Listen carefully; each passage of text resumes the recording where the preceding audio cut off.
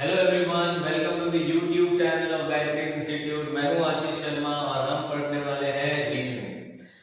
कल हमने एक चैप्टर स्टार्ट किया था। चैप्टर का नाम था इनइक्वालिटी, असमानता। हमने उस चैप्टर के अंदर उसके कॉन्सेप्ट, उसके रूल, किस तरीके से क्वेश्चन सॉल्व होने वाले हैं, ये सब समझा था। अगर आप चैनल पे नए हैं तो इस चैनल को सब्सक्राइब जरूर कर लीजिए, क्योंकि आगे बहुत इंटरेस्टिंग चैप्टर्स और बहुत इंटरेस्टिंग टॉपिक, कॉन्सेप्ट, रूल्स आने वाले हैं जो कि एग्जाम के अंदर आपको बहुत हेल्प करेंगे। बहुत जल्दी क्वेश्चन सॉल्व हो जाएंगे आपके उन्हीं बेसिक कॉन्सेप्ट्स को समझ के। आज जो हम करने वाले हैं, पार्ट बी करने वाले हैं इनइक्वालिटी का, जिसमें हम क्वेश्चंस को सॉल्व करेंगे। अगर अभी तक आपने इस वीडियो को लाइक नहीं किया है तो लाइक भी कर दें, सब्सक्राइब भी जरूर से कर दें। और कल का अगर वीडियो आपको देखना है तो ऊपर यहाँ पे आप एक छोटा सा गोले के अंदर आई दिख रहा होगा, आई बटन दिख रहा होगा, वहां पे क्लिक करेंगे तो कल का वीडियो आपको अवेलेबल हो जाएगा, तो आप कल का वीडियो भी आराम से देख सकते हैं। अगर आप कल का वीडियो देख चुके हैं फिर भी हम एक छोटा सा रिकैप करेंगे कि कल हमने क्लास के अंदर क्या किया था। तो चैप्टर है हमारा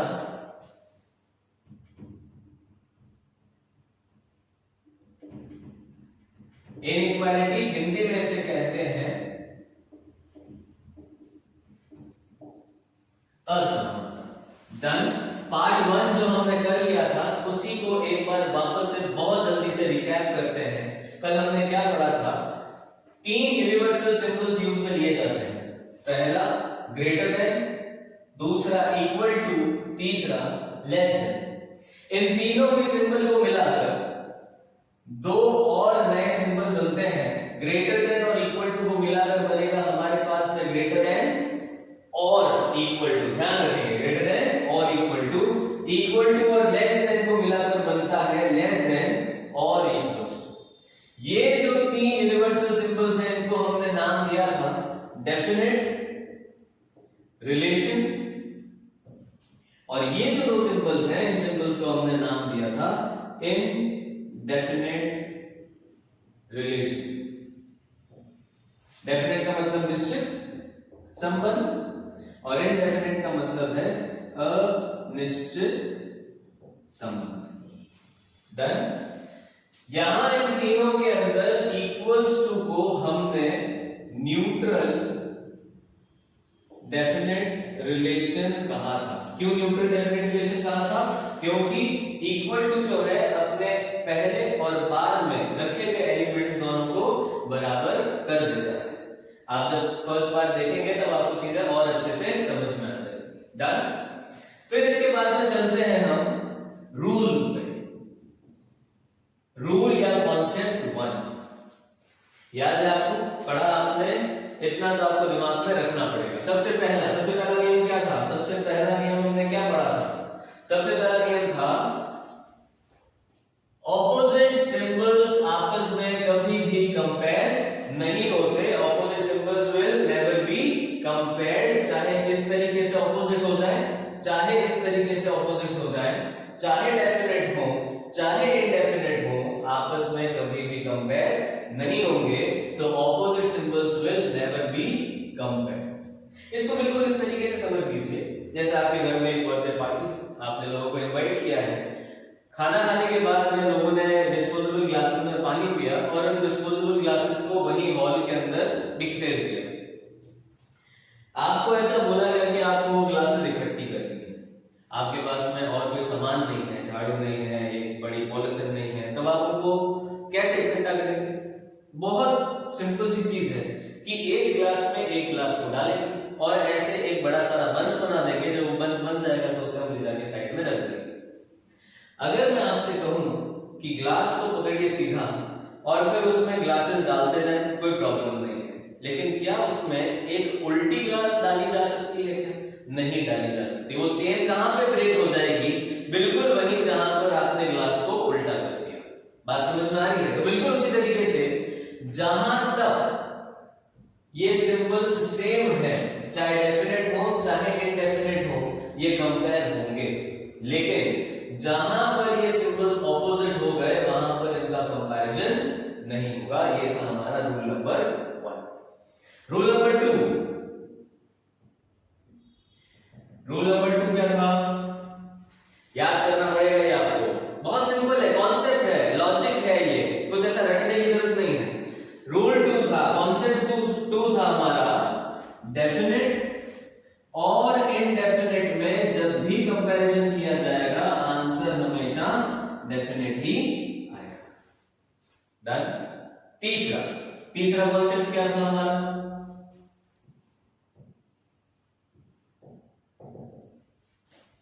जब भी दो एलिमेंट्स के बीच में एक इनडेफिनेट रिलेशन होगा और उसके पेरेंट सिंबल कंक्लूजन में होंगे तो आंसर हमेशा क्या आएगा, ईदर और आएगा। जब भी दो एलिमेंट्स के बीच में एक इनडेफिनेट रिलेशन हो, ए का सी से क्या रिलेशन है, ग्रेटर देन और इक्वल टू, ग्रेटर देन और इक्वल टू, कंपेयर करेंगे तो आंसर क्या आएगा, ग्रेटर देन और इक्वल टू। तो ए का सी से रिलेशन ग्रेटर देन और इक्वल टू है। कंक्लूजन में हमारे पास का ऑप्शन है A is greater than C, दूसरा है हमारे पास में A is equals to C. Individually दोनों ही कंक्लूजन हमारे पास में गलत होंगे और आंसर होगा ईदर और, क्योंकि इन दोनों को मिलाकर ही तो ये बनता है, ध्यान रखेंगे ये बात।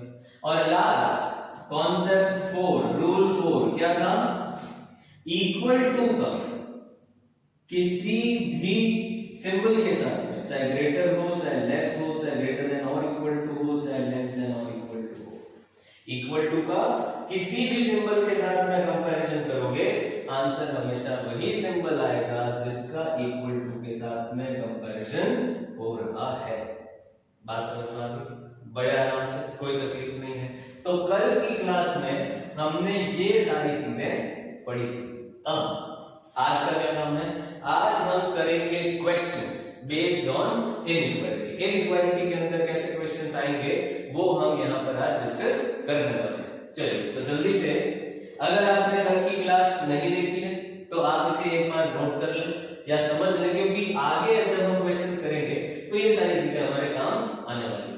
ठीक, चलिए क्वेश्चंस शुरू करते हैं जो कि आज का सेशन है। और एक इंपॉर्टेंट चीज, आज का जो सेशन है उसके बाद में एक सेशन और लिया जाएगा, वो भी कॉन्सेप्ट पे सेशन होगा। एक सेशन और लिया जाएगा जिसमें हम बात करेंगे एडवांस क्वेश्चन की। और एडवांस क्वेश्चन के अंदर आपको सिंबल्स जो है वो देखने को मिलेंगे, not greater than, not equal to, not less than. तो ये जो एडवांस सिंबल्स हैं जो आजकल एसबीआई के एग्जाम्स के अंदर देखने को मिलते हैं और भी आईबीपीएस पीयू के एग्जाम्स में देखने को मिलते हैं, उन सारे क्वेश्चंस को हम डिस्कस करेंगे।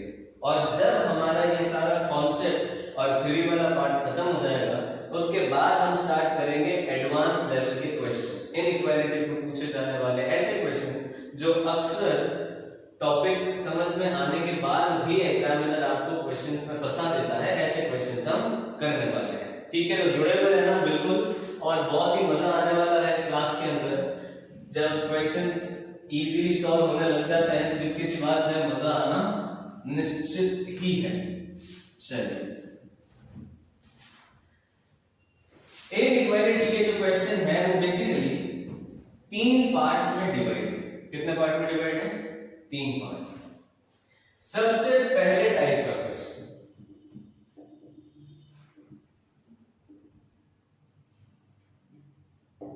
सबसे पहले टाइप का क्वेश्चन आता है रेगुलर, या उसे कह सकते हैं क्लासिकल इनइक्वालिटी।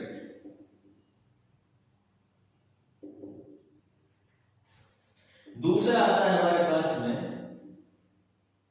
कोडेड इनइक्वालिटी, और तीसरा है हमारे पास में रिवर्स।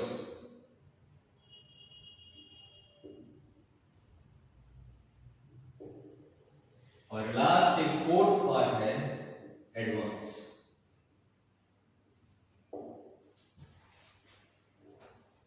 सबसे पहला स्टार्ट करते हैं हम रेगुलर इनइक्वालिटी से।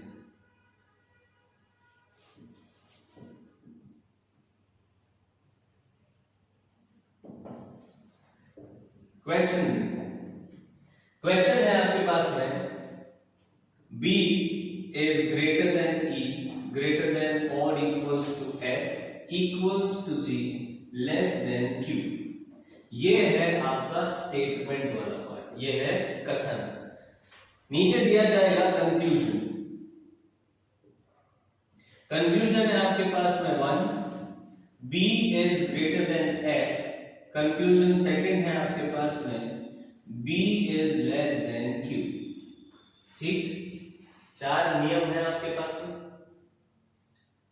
अप्लाई करें और 10 सेकंड का टाइम दे रहा हूं मैं आपको, 10 सेकंड में आंसर कीजिए फटाफट।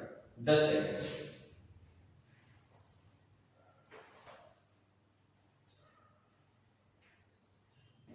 बस हो गया टाइम, 10 सेकंड में बहुत है, देखकर होने वाला सवाल है। चलिए, B से F तक जाना है, B से F तक जाना है हमें। B greater than E greater than और equals to F, greater than और इक्वल टू डेफिनेट और इनडेफिनेट को जब हम कंपेयर करेंगे तो आंसर क्या आएगा हमारे पास में? डेफिनेट आएगा। तो B डेफिनेटली ग्रेटर है किससे? F से। तो ये वाला कंक्लूजन तो साहब बिल्कुल सही है। दूसरा वाला देखें, B से Q ग्रेटर देन और इक्वल टू। अब देखो इक्वल टू तो न्यूट्रल हो गया, इसका तो कोई रोल ही नहीं है। तो हमने यहां से कंपेयर करना शुरू किया, B is greater than E greater than और इक्वल टू। जब कंपेयर किया तो मेरे पास में क्या बचा? ग्रेटर देन को अब मैं कंपेयर करूंगा लेस देन से।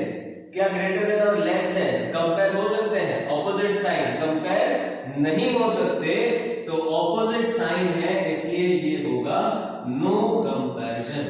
हमारा आंसर क्या होगा? Only conclusion first one. क्या बात समझ में आ रही? इसी क्वेश्चन में एक और चीज देखें, थर्ड कंक्लूजन बोलता है G is less then B। क्या बोल दिया उसने? G is less then B। अब दे क्या रखा है? हमें दे रखा है B से E का रिलेशन, E से F का रिलेशन, F से G और G से Q। लेकिन पूछा क्या है? G से F, मतलब सीधा रिलेशन देके उल्टी चीज पूछी।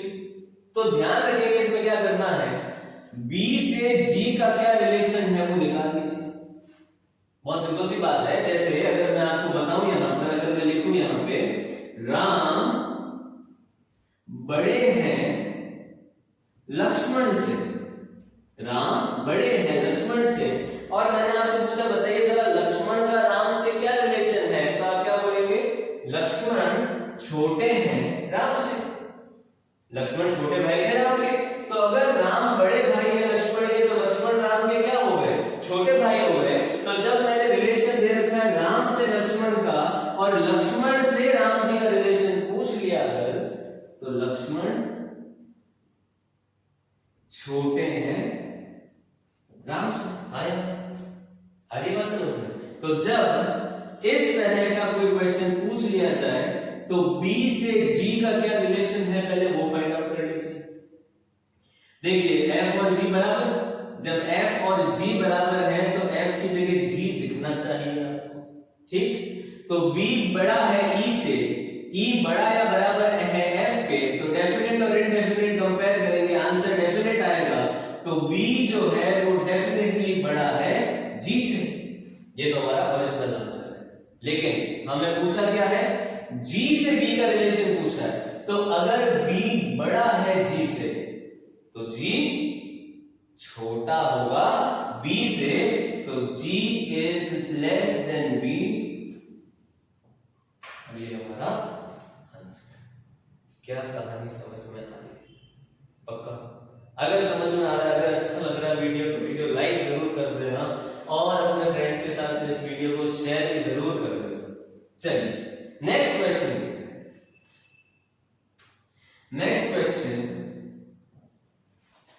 A is greater than or equal to B is less than C is greater than E। फटाफट से बता दीजिए मुझे, जल्दी से बता दीजिए कि A का E से क्या रिलेशन है। जल्दी, A का E से क्या रिलेशन है? देखो सबसे पहले क्या दिखेगा आपको? ऑपोजिट साइन है तो चेन यहीं पर ब्रेक हो गई, ए जो है वो आगे ई तक जा ही नहीं सकता, तो ए का ई से कोई रिलेशन नहीं है। डन। चलिए, उम्मीद करता हूं कि आपको ये चीज समझ में आ रही है कि एक दूसरे के साथ कंपैरिजन कैसे करना है, लेकिन एग्जाम में इतना सादा सिंपल सवाल आता नहीं है। एग्जामिनर क्या करता है, एग्जामिनर इस चेन को तोड़ देता है और हमें उस चेन को पहले जोड़ना है और जोड़ने के बाद हमें उस चेन को कंपेयर करना है। देखिए एग्जाम में क्वेश्चन कैसे आता है।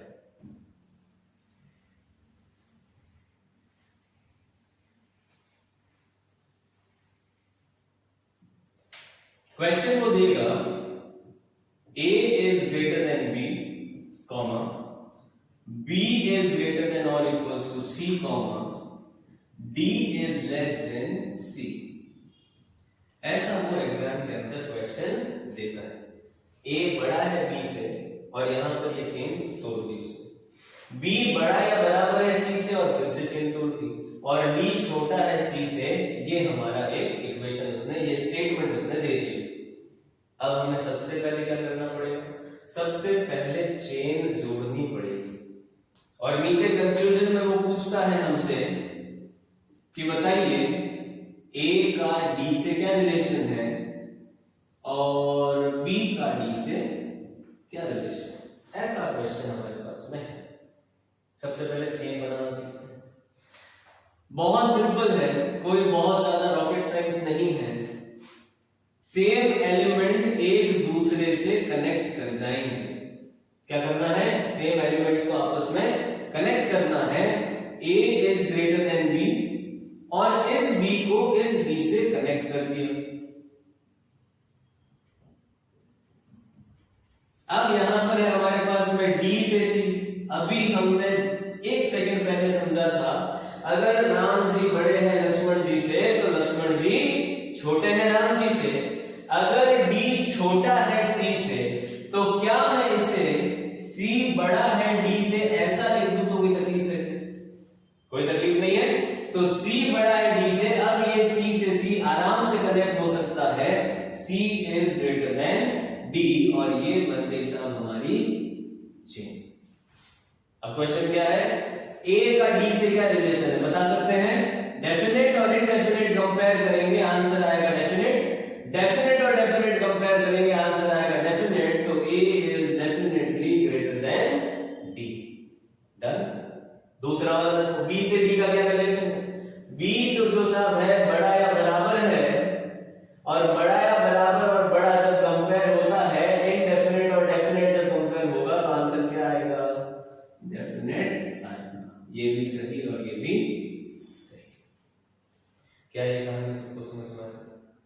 पक्का एकदम अच्छे से समझ में आ रही है। चलिए, अब अगर इतनी बात आपको समझ में आ गई तो अब आप बोलेंगे सर ये तो बड़ा आसान सा था, आपने कॉर्नर पे पड़े थे उनको जोड़ दिया।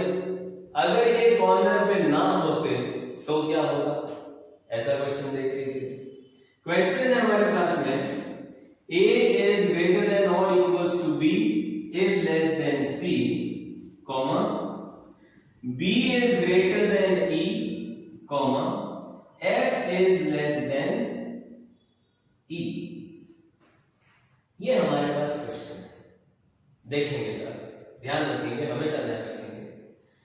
पहली बात, एक एलिमेंट केवल एक बार ही चेन में आना चाहिए, एक बार से ज्यादा चेन में नहीं आना चाहिए। दूसरी बात, इस चेन को कनेक्ट करने के दो तरीके, या तो सेम एलिमेंट को एक दूसरे के ऊपर रख दो, ओवरलैप कर दो अगर पॉसिबल है तो, अगर नहीं तो उस एलिमेंट को उसी के नीचे रख दो, तो वो हमारा एक चैनल बन जाएगा।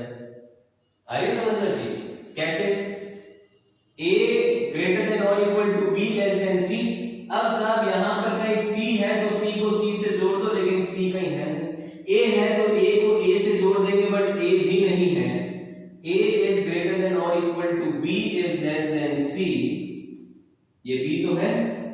अब b डायरेक्टली तो जुड़ नहीं सकता, तो क्या करेंगे, b को b के नीचे रख देंगे ग्रेटर देन e, और ये बन गया हमारा चैनल। अब यहां पर f छोटा है e से, जिसका मतलब क्या होता है e बड़ा है f से। ये e ये रहा हमारे पास में, e के ऊपर e रख देंगे, बड़ा है f से, और ये बन गई हमारी इक्वेशन। अब आपसे क्वेश्चन पूछा जाएगा, बताओ जरा a का f से क्या रिलेशन है। क्या हम बता सकते हैं? देखो ये रहा a से हमने चलना शुरू किया b तक, b से वापस हम नीचे उतरे और हम आ गए f तक। आइए बात समझ में, a से चलना शुरू किया b से नीचे उतरे और b से कहां आ गए हम f तक।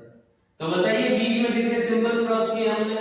ग्रेटर देन और equal to, greater than, greater than, greater than और इक्वल टू, ग्रेटर देन को कंपेयर करेंगे तो आंसर क्या आएगा?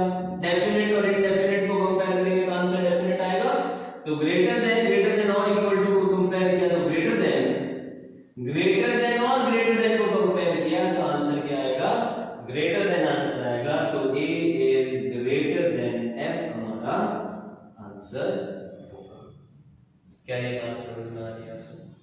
अगर ये बात आप सबको समझ में आ गई है तो मैं आपको बोर्ड पे 5 क्वेश्चंस दे रहा हूं और उन 5 क्वेश्चंस को 10 सेकंड के हिसाब से आपको सॉल्व करना है। 5 question 10 second, with in 1 minute ये 5 क्वेश्चन सॉल्व हो जाने चाहिए। क्वेश्चंस आपके बोर्ड पर हैं, ये देखिए।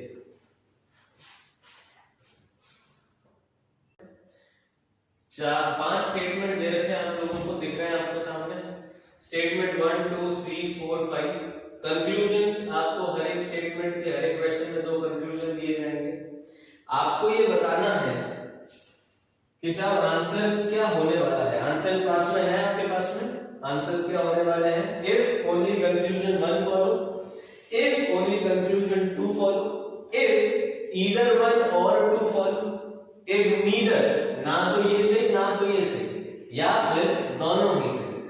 तो आपको बताना है कि आंसर क्या आने वाला है। 5 क्वेश्चंस हैं आपके पास में, 5 स्टेटमेंट्स हैं आपके पास में, और हर एक क्वेश्चन 10 से 15 सेकंड में सॉल्व हो जाना चाहिए। आपका समय शुरू होता है अब। 15 सेकंड है आपके पास में हर एक क्वेश्चन को सॉल्व करने के लिए। जल्दी कीजिए, मतलब 15 सेकंड से ज्यादा टाइम नहीं लगे तो अच्छा है।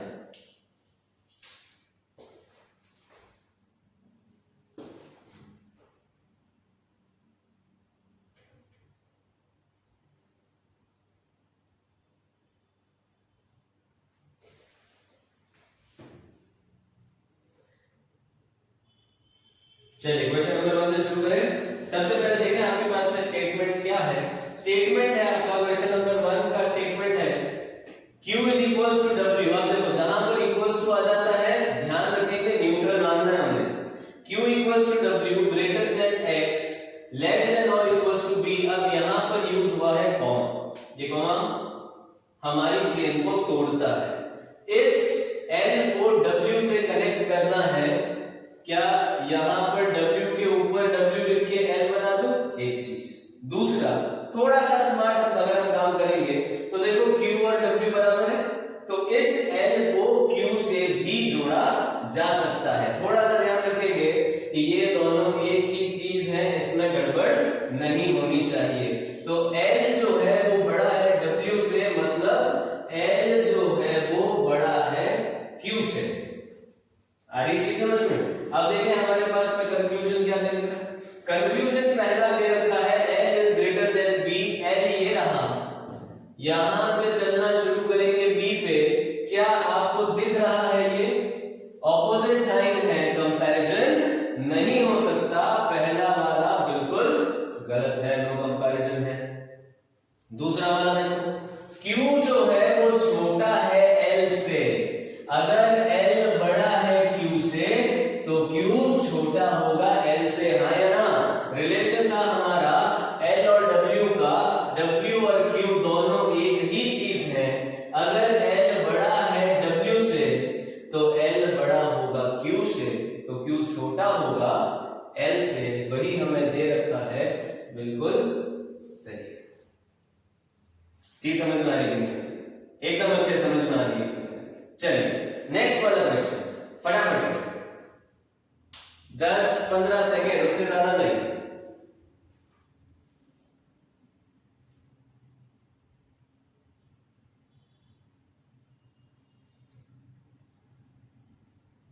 बस 5 सेकेंड और।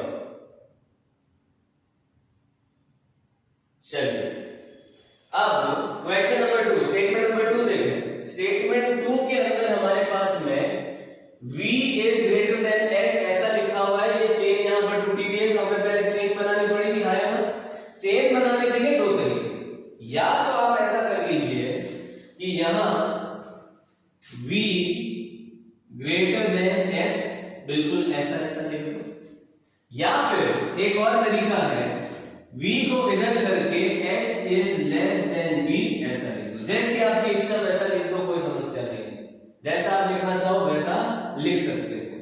चलिए हम इसको एज इट इज यहां पर पुट कर लेते हैं और ये बना देते हैं हमारा चैनल। ठीक, कंक्लूजन 1, v का y से क्या रिलेशन है? v का y से, देखो कैसे चलेगा, क्या ये बात समझ में आ रही है? v बड़ा है s से, s बराबर है t से, और t सा बड़ा या बराबर है मतलब डेफिनेट और इनडेफिनेट का, ये तो न्यूट्रल है, डेफिनेट और इनडेफिनेट का कंपैरिजन करेंगे, आंसर डेफिनेट रिलेशन आएगा।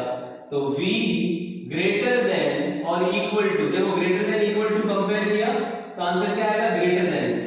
नियम नंबर 4, किसी भी सिंबल का इक्वल टू के साथ कंपैरिजन करो, आंसर हमेशा वही सिंबल आएगा जिसका इक्वल टू के साथ कंपैरिजन हो रहा है। तो ग्रेटर देन और इक्वल टू को कंपेयर किया, आंसर आया ग्रेटर देन। ग्रेटर देन और इक्वल टू, डेफिनेट और इनडेफिनेट को कंपेयर किया, आंसर आएगा डेफिनेट रिलेशन। तो v is definitely greater then y। h और v का रिलेशन आप देखेंगे जरा, यहां पर इस गोले वाले चक्कर में फंसना नहीं है हमें। साहब उल्टे सिंबल लग रहे हैं, कंपैरिजन तो नहीं होगा, इस चक्कर में मत फंसना। अगर फंसो तो इक्वेशन बना लेना, लेकिन गलत नहीं करके आएंगे। h छोटा है s से, s छोटा है v से, h छोटा है s से, s छोटा है v से, कहीं पर भी ऑपोजिट रिलेशन नहीं है, बिल्कुल सीधी सीधी चेन बन रही है। और क्वेश्चन पूछा गया कि क्या h बड़ा है v से, क्या दिख रहा है यहाँ पे? h बड़ा नहीं है, h तो छोटा है v से, इसीलिए ये हो जाएगा गलत। तो आंसर क्या है? Only conclusion 1 follows. समझ में आ रहा है?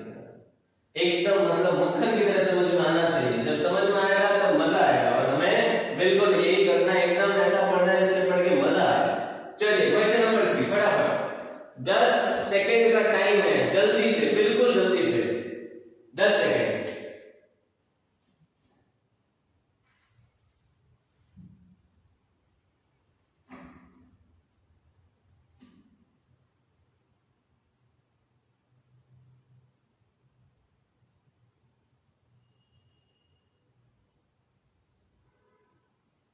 हाँ सर, आंसर निकल जाना चाहिए था आपका। देखेंगे क्या क्वेश्चन। क्वेश्चन बोलता है j का रिलेशन k से, k का l से, l का n से। फिर आगे हमें और दे दिया j का c से, c का q से, q का b से। दोनों ही जो पार्ट्स हैं उसके अंदर कॉमन क्या है? कॉमन है मेरे पास में j। अब या तो एक तरीका ये है कि j को j के नीचे रख के इक्वेशन लिख दो, या फिर दूसरा तरीका क्या है, क्योंकि j और j टर्मिनल्स पे है तो इसे पूरा पूरा ओवरलैप करके यहां पर लिख देंगे। जैसे हमने पढ़ा था राम जी बड़े हैं लक्ष्मण जी से, तो लक्ष्मण जी छोटे हैं राम जी से। उसी तरीके से अगर j बड़ा या बराबर है c से, मतलब c छोटा या बराबर है j से। देखो बराबर करने में तो कोई तकलीफ ही नहीं है, चाहे c इक्वल टू q लिखो, चाहे q इक्वल टू c लिखो। और q जो है वो बड़ा है b से, मतलब b जो है वो छोटा है q से। बात समझ में आ रही है? तो कैसे बन जाएगी ये इक्वेशन? देखो एक नई इक्वेशन लिख रहा हूं यहां पे, ये वाली तो एज इट इज लिख दो, j is greater than or equals to less than or equals to k less than l equals to n। अब इसको पूरा पूरा ओवरलैप करके इधर लिख दो तो j जो बड़ा या बराबर है c से वो ये हो जाएगा c छोटा या बराबर j से, हाँ या ना। c बराबर है q के तो c बराबर है q के। जो q छोटा है b से, यहां पर आकर क्या हो जाएगा, क्या कहानी समझ में आ रही है? समझ में आ रही है? बिल्कुल अच्छे समझ में आनी चाहिए। तो यहां पर हमने क्या किया, ये जे हमारा था कॉमन, इस वाली को तो ऐसे लिख दिया और इस वाली को रिवर्स करके ऐसे लिख दिया। ठीक, अब देखो, अब बहुत आराम से बहुत आसानी से काम हो जाएगा। n का c से रिलेशन पूछा है, n ये रहा, c ये रहा, चलना शुरू करते हैं। छोटा बराबर छोटा या बराबर, छोटा या बराबर, छोटा या बराबर, छोटा, लेस देन और इक्वल टू, लेस देन और इक्वल टू, कंपेयर किया, आंसर जल्दी मन में आंसर आ जाना चाहिए। लेस देन और इक्वल टू, लेस देन और इक्वल टू को लेस देन से कंपेयर किया, डेफिनेट और इनडेफिनेट कंपेयर हुए तो आंसर क्या आएगा, लेस देन, और लेस देन को इक्वल टू के साथ कंपेयर किया तो आंसर आएगा लेस देन, मतलब c is less then n हमारा ओरिजिनल आंसर है। लेकिन हमसे पूछा क्या है, n का c से रिलेशन, क्या n बड़ा है c से? अगर c छोटा है n से तो n डेफिनेटली बड़ा होगा c से, हाँ या ना? बिल्कुल हाँ होगा। तो पहला वाला बिल्कुल सही है। दूसरा वाला देखो, k का q से रिलेशन, k किधर है मेरे पास में, जल्दी से k किधर है, ये रहा k, q किधर है, ये रहा q, equals to, less than और इक्वल्स टू, लेस देन और इक्वल्स टू, तो आंसर क्या आएगा, q इज लेस देन और इक्वल्स टू k, जिसका मतलब होता है k इज ग्रेटर देन और equals to q, k is greater than और इक्वल्स टू q। पहला और दूसरा दोनों ही कंक्लूजन बिल्कुल सही है। तीसरा हो गया सर, चौथा, फटाफट 10 सेकेंड, बिल्कुल 10 सेकेंड में होने वाली चीज है, जल्दी से।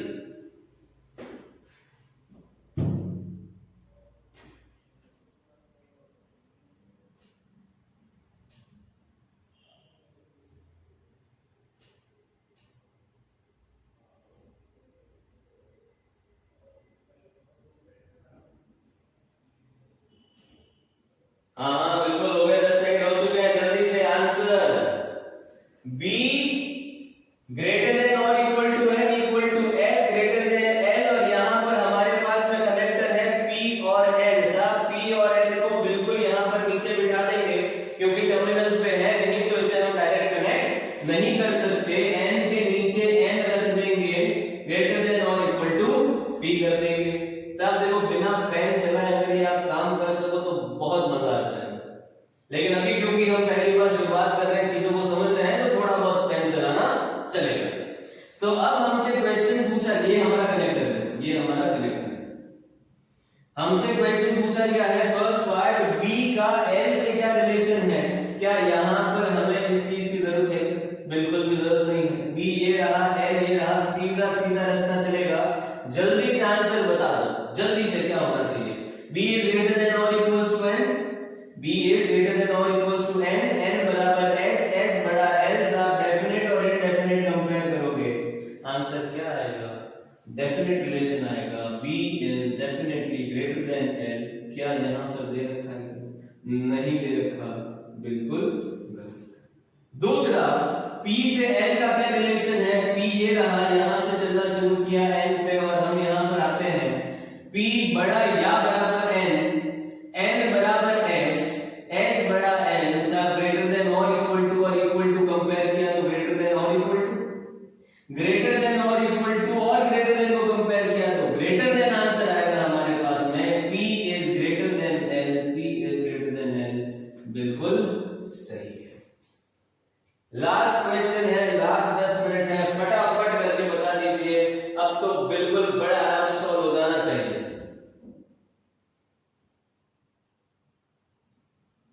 10 सेकंड के अंदर अंदर बिल्कुल बड़े ही आराम से हो जाना चाहिए।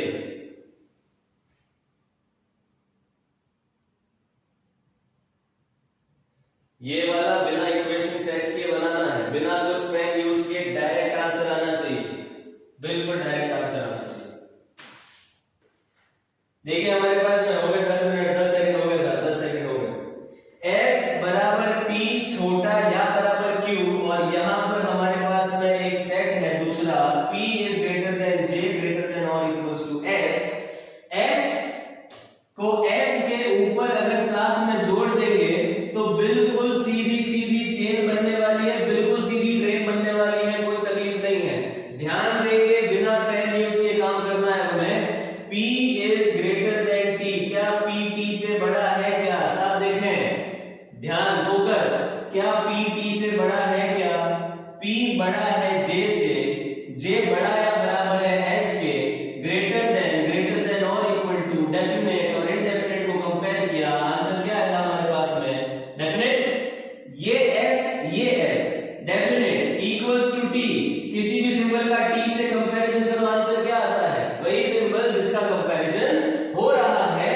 तो ग्रेटर देन और इक्वल टू आंसर क्या आएगा?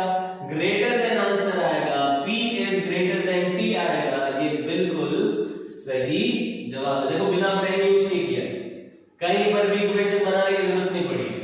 नेक्स्ट, j का q से, देखो ये रहा j, ये s, इस सेट को उठा के यहां पर लेके गए, यहां से j को q से कंपेयर करना है, ग्रेटर देन और इक्वल टू, लेस देन और इक्वल टू, ग्रेटर देन और इक्वल टू, लेस देन और इक्वल टू, ऑपोजिट साइन है, कंपैरिजन नहीं हो सकता।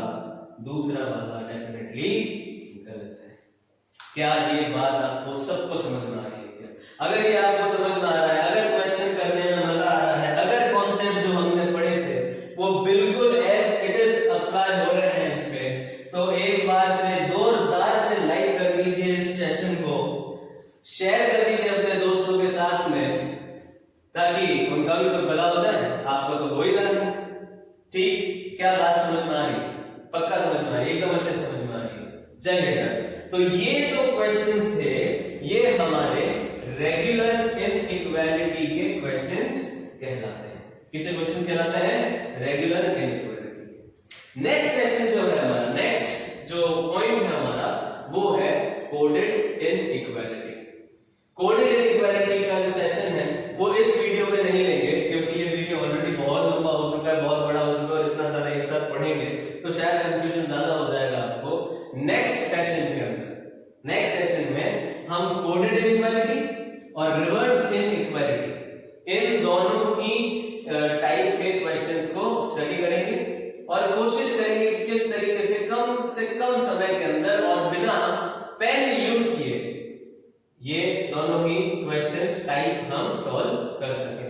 उम्मीद है मुझे आपको ये सेशन अच्छा लगा होगा, ये वीडियो अच्छा लगा होगा, यूजफुल होगा। अगर ऐसा है और आपने अगर अभी तक सब्सक्राइब नहीं किया है तो प्लीज सब्सक्राइब कर दें, इसे लाइक कर दें,